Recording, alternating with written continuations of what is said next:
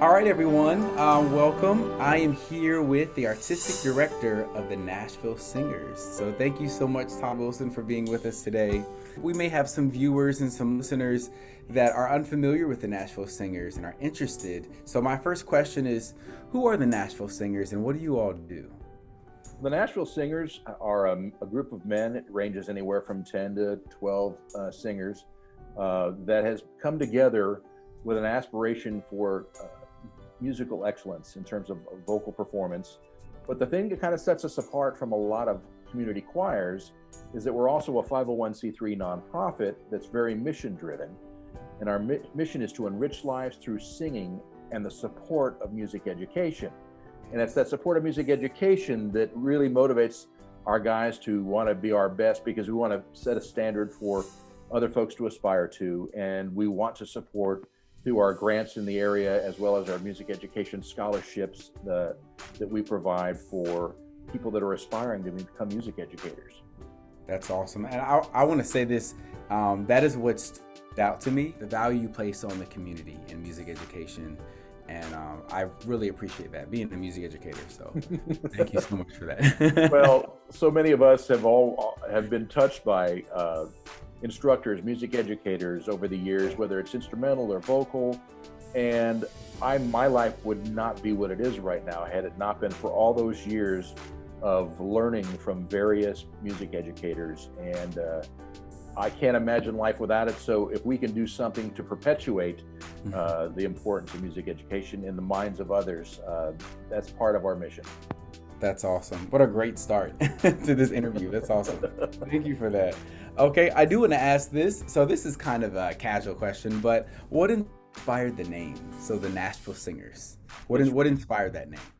In 2000, let's see, when was it? When did I move up there? In 2004, I took a job as the director of marketing of the Barbershop Harmony Society and found myself living in Kenosha, Wisconsin. Oh, wow. And not seeing a whole lot of really great performing ensembles in that area. I wanted to create a group up there. I was under the impression we were not going to be relocating anywhere anytime soon.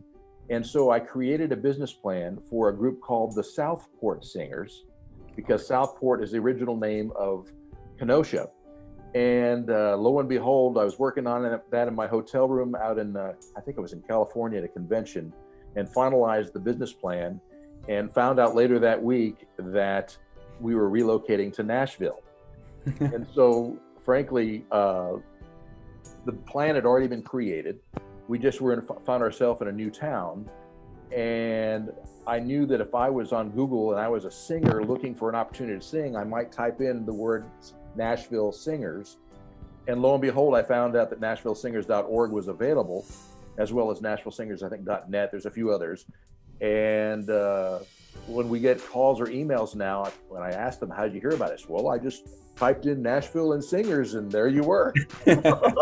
So it really was just doing a search to see if the name was available. And with the business plan, I literally did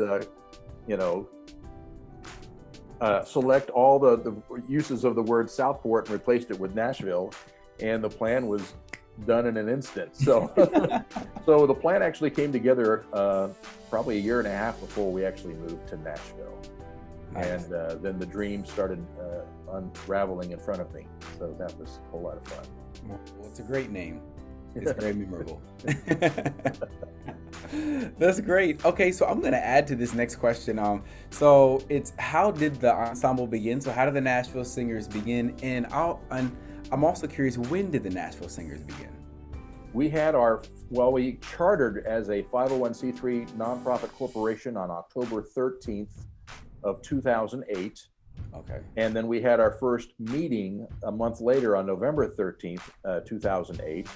And we had probably, I think, 16, 17 people came to that first night. And two of those guys, Rick Domenico and Doug Morrison, are still with us today. But the genesis of the group, I went to my dad, who moved to the Nashville area about a year after I did. And my oldest son, Taylor, had performed with me in a chorus in Schaumburg, Illinois called the Brotherhood of Harmony. And he also commuted to Houston with me weekly I directed a 90-man chorus down there called the Houston Tidelanders, and took them to international competition a couple of times. Got 9th in the world the first time and 8th the second time. Wow. And then moved to Kenosha and directed the group in Schaumburg for about a year and a half or so. So Taylor had been singing with me since he was 11. Wow. So he was gung-ho to keep it going. My dad and I have sung together for years. I sang with his quartet, the Suntones, for probably 12 or 13 years as a bass singer. Okay. And he's the guy that got me into choral singing. I was a member of his chorus when I was 11 years old. I joined the local barbershop chorus called the Coastman Chorus, and he was our musical director. So it was really interesting to have him sing in an ensemble that I directed, because for the first 8 years or so, I did 90% of the direction, and it's been wonderful. My dad moved away to Florida. He retired and is no longer really actively singing. And so basically it was Bruce Cockcroft, who lived in the Nashville area. And Bruce's dad, Gene Cockcroft, sang with my dad for 50 years in the Suntones. Wow. And I grew up in South Florida with Bruce. So between Bruce and my dad and Taylor, that was the founding foursome behind the Nashville Singers organization. And nice. funny I should mention it, but 2 or 3 years later, we actually sang in a quartet together. And people said, why haven't you been doing this for 2 or 3 years? And we're like, well, we never thought of it. We never thought about singing in a group. So the founders formed a quartet and performed on a few of our concerts. And we still get together maybe once a year for a little special event. We actually got together in Florida about a year and a half ago. So we have a whole lot of fun singing a lot of the songs made popular by the Suntones. So nice. It was the 4 of us that got together with the idea, and then we started attracting other people who had high aspirations for choral excellence. I love hearing the background and history of the ensembles that I witness and see. But I think it's also fascinating that the Nashville Singers is in the family. That's really neat. And then you mentioned a bit about like vocal parts. And for those, and I'm thinking about some of our listeners, so we have ranging all the way from elementary all the way up through high school and probably beyond. But could you talk a bit about, we're going to go into the style and the genre of the music that you perform, but before we do that, can you kind of define the different vocal parts and harmonies that exist? Absolutely. Well, it depends. We're not necessarily a barbershop ensemble, but we do sing a handful of barbershop arrangements or songs sung in the barbershop style with the melody is in the second voice. Nice. That's typically melodies in the second voice, and a harmony part above it's the tenor part. Then the bass part is the foundation, typically of most of our chords, and the baritone flips above and below the melodic line. And that's kind of a description of the barbershop style of singing, but we do a lot of modern stuff as well. And we've done as many as 6-7 part harmony, kind of like Take 6 is done. Nice. And when we get into those kind of things, then we'll describe it as the 1, 2, 3, 4, 5, 6 part, so we treat it a little bit differently, or we'll call it tenor 1, tenor 2, bass 1, bass 2, that sort of thing. Just depends on the kind of music we're singing at the time. Nice. I love hearing about the vocal makeup. And then I also what stood out to me too, because I was sort of new. I knew about the barbershop style. I know you guys don't only sing barbershop style, but I knew about it before coming to Nashville. But hearing it and seeing it, and I have a friend who also works for the Barbershop Society, and he talks about his work. I think he does video marketing for them.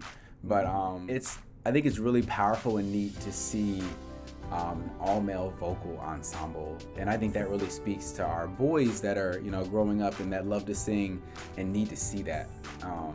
And it just helps. Exposure is everything. We can't dream and plan until we're exposed and we know what's out there and what we can be. So just bravo to you all for doing the work that you do. So that's great. Thank you. Cool. Okay, so the next question, what does it take to maintain the excellence? So when I came to a concert, the Nashville Singers, what I witnessed was excellence, vocal excellence. So what does it take to maintain that vocal excellence in the performances that we hear or experience? Well, it started with what is communicated to our members before they even become part of the ensemble. And I've really gotten a few phone calls, not too many, but a couple of phone calls from people that said, "You're crazy to put your expectations of your members on the website. You're going to scare them away." And I'm like, if the expectations we've got on the website scare them away, they're probably not going to be a good fit here. I like that. So part of it is just establishing very, very high standards and aspiring for excellence, and then recommunicating that over and over to the singers. And they get to the point to where once they have worked on a song and they've internalized the message and they've internalized the dynamic plan and the phrasing and the nuance, and they taste that excellence, once they know what that feels like, they want more. They don't want to settle for average or mediocre performances. And so once you've given them a taste of something sung as about as good as it can be done, that inspires them to keep wanting to bring their A game to a rehearsal or a performance. So I think just having high standards is part of is probably the key ingredient to me, because I just feel like if you expect a lot from a group of singers, you're going to get more. If you don't expect a whole lot, you're not going to get a whole lot. So when I've had groups that say, "How do you maintain a 25-song repertoire?" I said, well, I expect them to maintain a 25-song repertoire. That's part of it. And once they've done it, and they've done, we can do this, we can handle this, we can take it on our concert somewhere, we can do a Christmas concert that might be 45 minutes or whatever it may be. Once they've pulled it off, then it's no longer intimidating. Yeah. So I think expectations are the key ingredient, and have a high expectation of your singers. I think you have a lot of music teachers nodding their heads right now. Yeah.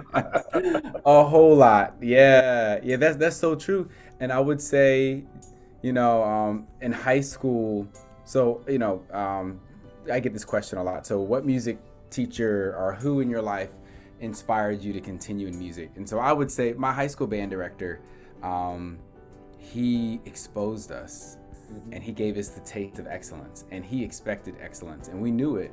And as a ninth grader, as a freshman in high school, I saw it in band camp, like on day one. And he did not let up. And there was a bit of fear in there too, because we didn't know what he would do if there wasn't excellence. But still, we constantly tasted what excellence tasted like, and we desired it. We were hungry for it. And so we experienced that. And I would say the experiences that I've had, I have to attribute to his expectations that he placed on us as a band in high school. And I've had other awesome music teachers, obviously, but yeah, when you say excellence, I think about Jeffrey Richardson. No, that was great. I think of my high school choral director, Harry Johansson. Yep. And but music educators impart more than just musical knowledge. And the thing that really has kept me on a really creative and interesting path in my life is he sat me down before I graduated and said, "Todd, I want you to promise me something. I want you to promise me that you'll do everything you can to stay outside your comfort zone." Wow. Because if you stay outside your comfort zone, that's where all your personal growth is going to take place. And he was so right. And so Thank you, Harry J. He's been gone for many years now, but that has stuck with me to this very day. And he was my choral teacher in high school. And I can't think of too many other little bits of information or inspiration that have stayed with me as long as that has. That is so good, because that's where growth takes place. That's great. Can we go back to the excellence thing? The reason I have sung in choruses all over the place. I've directed choruses, both mixed, male and female choirs over the years since I was 20 years old. Actually, since I was 16 years old. I directed my high school choir for 2 years in the advanced mixed chorus, and then went on to direct a Sweet Adeline's chorus, or direct a few barbershop groups. And the thing I noticed in traveling with my quartet acoustics, we've been together for 32 years now, and performed on probably 1,000 concerts all over the world. Wow. We've shared the stage with so many choral ensembles. And what I noticed is so many of them, it's clear the aspiration was just to get the notes and words right. That's all. That was it. If they were just aiming to get the notes and words figured out. But to me, it's all the nuance. It's the artistry. It's the coming up with a dynamic plan, understanding what the message of the song is about, and getting emotionally engaged in the message of that song. It's all that stuff. All that stuff doesn't happen until the notes and words are second nature. And so I consider notes and words ground zero, and all the magic happens above that. And I think that's something that can be aspired to by any organization. Yeah, that's really good. I totally went somewhere while you were saying that. I went, yeah, that was great. And I literally thought, so I'm even thinking about church ensembles and how important it is, the message. Because when you were talking about understanding the words and the lyrics and the message and just feeling what you're singing about, not just stopping at, I have the rhythm, the notes on the page, and I know what I'm singing. So, but reaching beyond that, and actually, that's for musical expression, and I can feel what I'm singing, and that translates to those that are hearing. But yeah, it just made me think. So those conversations, great conversations to have, in different spaces. And I went right to like worship services. You can't be on stage or on the platform ministering a song and you just learn the words like this morning. So you can't, because you'll be too focused on, am I singing it accurately? The message is out the window. They'll see you thinking. Yes, they will. Instead of emoting. And yes. To me, I when I've coached a lot of choral ensembles over the years, I'll stop focusing on the nuts and bolts of the singing and the notes and the harmony, and I'll just start focusing on having their facial expressions match the message or the feeling of a particular phrase. Wow. And as soon as their eyes light up and they start either smiling or getting sad or really trying to get their faces involved, a whole new level of musicality comes over to the audience. So to me, I'll tell them, now just focus on looking good this time through. Just focus on looking good. And it's amazing. If they start focusing on looking good, then there's something special that happens with the musical performance. Yeah. Because they're giving me the whole package. It's not part of the package. Yeah. Wow. And I'm thinking back to my the performance that I witnessed of the Nashville Singers, but it was a full presentation. So I'm just thinking back, I never felt like someone's face or someone's just their disposition was out of sync with the message or just the performance. Like you guys were in sync, but you were in sync, and I felt like you all understood what you were doing. You were comfortable with the songs you were singing and with the performance. And yeah, that does a lot for the audience, because if we feel like the performer is uncomfortable, it's all over their face for one. And that makes us uncomfortable while we're watching. Well, I've got to give kudos to my oldest son, Taylor, because he's our visual performance coach. Nice. And he's been singing with me, like I said, since he was 11 years old. I mean, Sloan is our musical genius in terms of just finding another level of musical excellence. But Taylor, whenever he looks down and sees guys that aren't totally engaged, he'll ask Sloan for a few minutes of the time, and he'll get up there and he'll start preaching to him about the importance of, hey guys, we have an opportunity to impact lives with what we do on stage. And if you look like that, you're not going to excite anybody. That's so true. He will get up there and inspire them in a way, but also talk harshly to them because they know better. And sometimes we get complacent, and sometimes we, rest on our laurels a little bit. And so every now and then he has to jumpstart that dedication to looking good as well as singing well. Wow. Well, he does great. I mean, eyebrows and everything, like full expression. I love it. Wow. Okay. Well, I want to jump to this question. So this one is focused on our Nashville community, and so we've talked a lot about the Nashville Singers and what you all do, even the art down to vocal parts, and then what it takes to be a great performer. But let's talk a bit about the value the Nashville Singers has placed on its community. How important is the Nashville community to the work that you all do?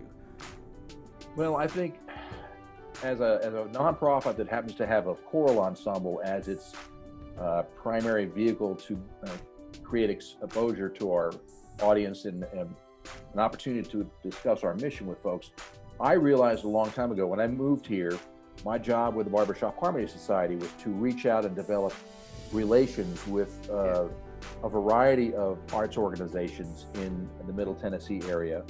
And what I found was that there are so many smart people in this town, and I don't know everything. And there are so many people that bring so much to the table, and there's opportunities for collaboration that come together. There's opportunities for people to volunteer for you.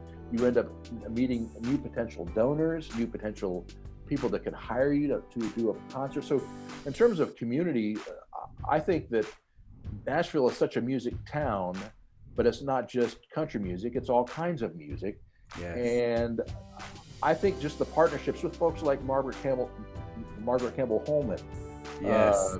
and with Choral Arts Link, and the list goes on and on. Mm-hmm. But my life has been enriched by so many of these people that I've met through coffee meetings at a Starbucks. And then we maintain that dialogue down the road via email or phone calls or whatever. And some of the coolest people I've ever met, I met as a result of a coffee meeting at a Starbucks somewhere. And we realized we had so much in common, and we wanted to learn from one another. Yeah. And they served on our advisory board, or they became a donor, or they hired us. And it all leads to some synergy. And I think the world and our nation has really seen a lot of disharmony and a lot of acrimony. And I think the community we have here in Nashville, collaborating and coming together behind a phrase like "We Are Nashville." Yes. It's an opportunity to create harmony and create unity around a really important message. And to me, the world needs towns like Nashville that get behind an idea. The world needs more harmony. The world needs more unity. And if we can do that through music and music education, isn't that wonderful? Yes, you're right. And I think music is a perfect vehicle for that. So that's awesome. That's great.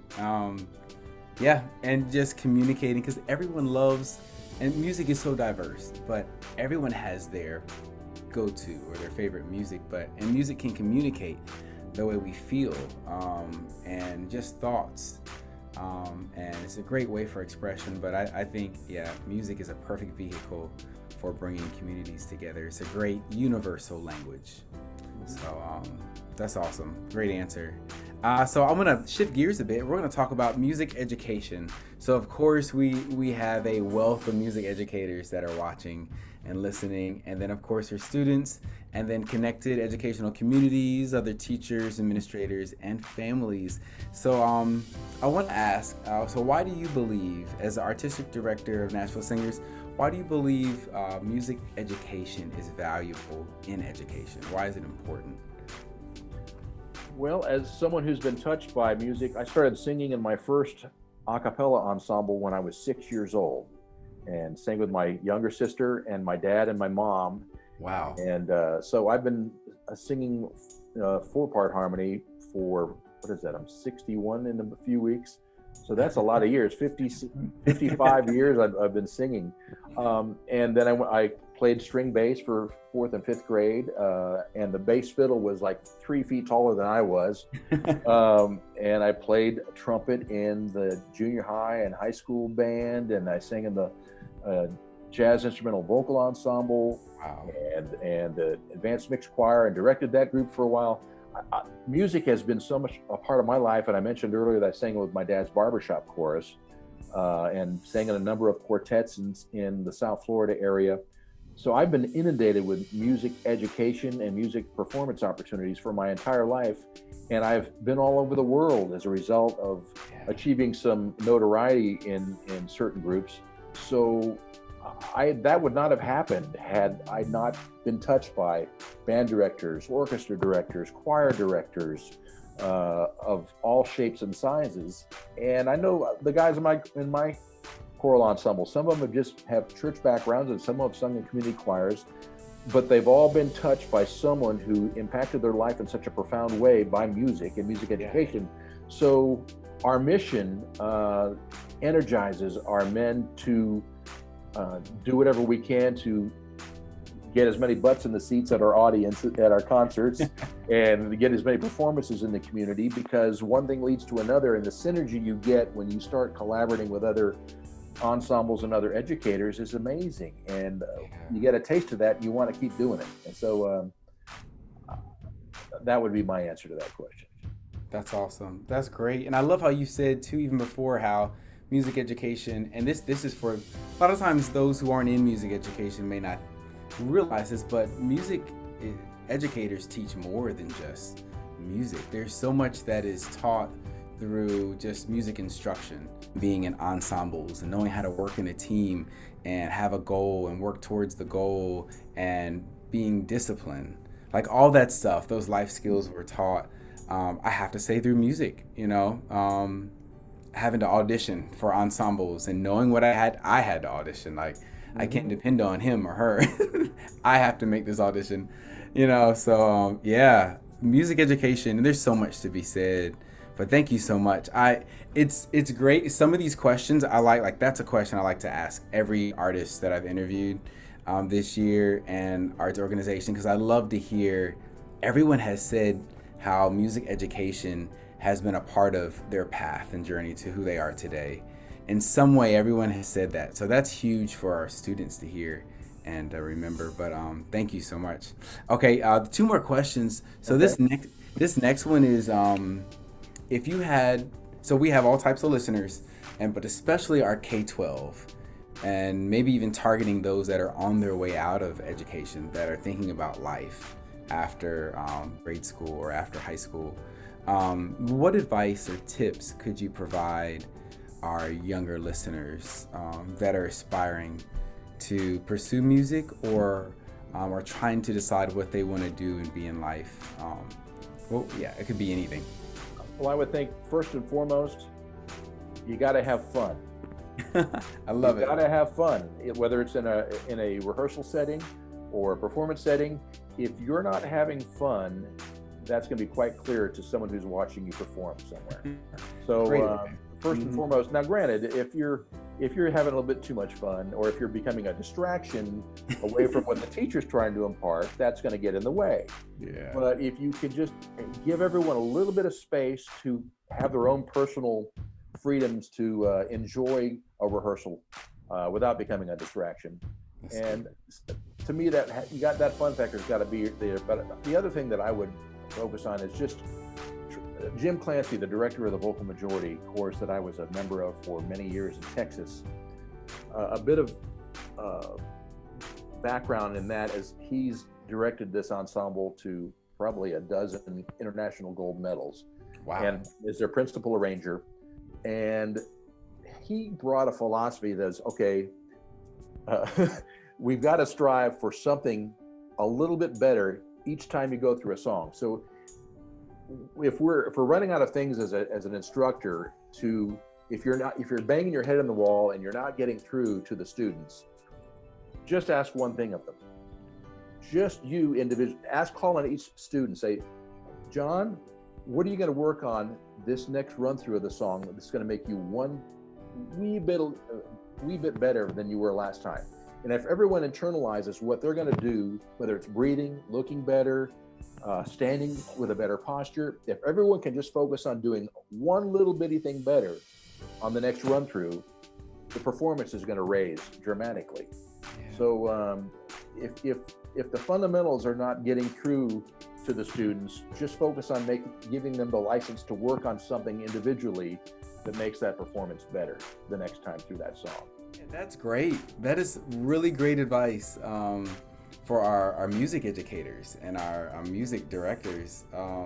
But yeah, and I was gonna write this down, but I was like, I don't know if I want to start writing down in the middle of the interview, but I want to write that down, because even I work with the vocalists at my church, but that's something to just keep in mind. So we're rehearsing this again. Don't sing this the exact same way you just sung it. What can you do better? And you don't have to tell me, but what are you going to do better this time? Just have something in your mind that you're going to do better. Wow, I like that. That's golden. The other thing you can work on is that if we're aiming for a perfect 10, if we're scoring at like a a gymnastics tournament of some kind. Last week's 10 is this week's 7 because there's always room for improvement. In some small way, you can always do a little bit better than you think you can. But some of it just has to come down with notes and words have to be second nature. You have to have a dynamic plan of some kind that mirrors the message of the song. You have to know the message of the song. Your visual expressions have to mirror the message of that song. And you have to find something you can do as a performer just to be a little bit better every single time the director gets in front of you. And if you can get 10, 20, 30 people doing that all at the same time, it's amazing what can happen. And then you can start tackling larger repertoires and more diverse types of music, because the more growth your performers have, the more potential that there is for growth. The more they've tasted, they want more. So those are some tidbits from various people that have inspired me, standing in front of choral ensembles or bands or orchestras. You can learn a lot from any kind of educator, whether it's instrumental or vocal. You are so right. That's so true. Very valuable. Wow. All right. I'm taking some notes when I get off the interview. I'm gonna watch this again. Take notes. All right. All right. So the last question. So of course, the title of the event and the song is "We Are Nashville," and I love asking this to hear different perspectives. But when you hear the phrase "We Are Nashville," what does that phrase mean to you? It's an aspiration for unity. Nice. At a time when we need unity more than ever before. Simple as that. And I think anything we can do to come together as a community, to embrace our love of music, and to embrace our love of this part of the country, this metropolitan area, embrace the love we have for other people, that's going to create a win-win for all involved. I definitely agree.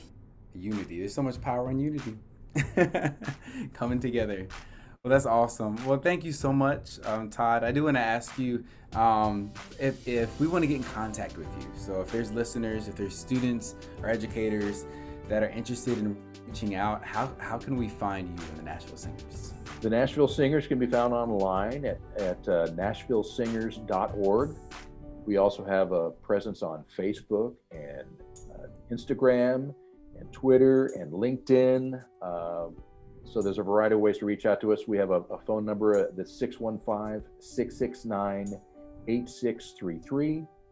And email, you can email Todd at nashvillesingers.org or info@nashvillesingers.org. We've got a variety of different email addresses, but those are two of the most often used email addresses. But would love to hear from any music educators. The Nashville Singers love getting out in front of students, yes. Either in a small ensemble or the whole ensemble, and putting on a little master class, showing people how we approach performing a particular piece of music. And it's a challenge to find as many of our guys that can do it during the workday. So sometimes we have to do it on a Saturday or something like that, or in an evening. But we welcome the opportunity to collaborate with other music educators in our community to impart what we've learned these last 13 years as an ensemble, and then having guys like Sloan or Taylor or get me up in front of some folks. And there's something that can be learned from everyone. And sometimes if you bring a coach into an ensemble to work with a particular group of people, in many, many cases, music educators will understand this. They're not going to hear too many new things. They're just going to hear it explained a certain way that resonates with that performer, that made a connection that 8 other music educators have been trying to impart, but the way it was explained by that particular person just connected with the student in front of them. If you've enjoyed what we've talked about here today, you can thank Bryson here, because he's the guy that invited me. But if you'd like to learn more about the Nashville Singers, we do have a newsletter that goes out every single Monday morning, and you can join our newsletter mailing list by texting the word singers to 42828, and that'll automatically subscribe into the newsletter. It comes out every Monday. That's excellent. And Todd, if you don't mind, can you talk a bit about the scholarship opportunity as well? Absolutely. Every year, the Nashville Singers opens up from January 15th to April 15th, we have an application available online using Google Forms. And we have a college scholarship called the Educator of the Future College Scholarship. And we provide $1,000 of funding for a person that's pursuing a music education degree, because we believe the world's going to be benefited by a whole lot more music educators out there. Yes. And also we have a music education grant called the Music Makes a Difference Grant that awards $1,000 to an area school or nonprofit focused on music education. And that grant funding is going to be announced sometime in mid to late May. And the application deadline is coming up on April 15th for the grant and the scholarship. And we would love to have as many people apply for that funding as possible. And we'd like to help make a difference. So valuable. Thank you so much. And I'm definitely going to post that information, links, contact information on the site right next to our interview today. So all of our viewers can go there and access. But again, I want to say thank you. And I hope I'm sure our listeners were encouraged and inspired through this conversation. And guys, I really hope that you reach out, look up the Nashville Singers online, look them up on social media, follow them, support them, like them, and yep. And so we're doing this thing together. We are Nashville. So thank you so much, Mr. Wilson, and have a great day. Thank you, Bryson.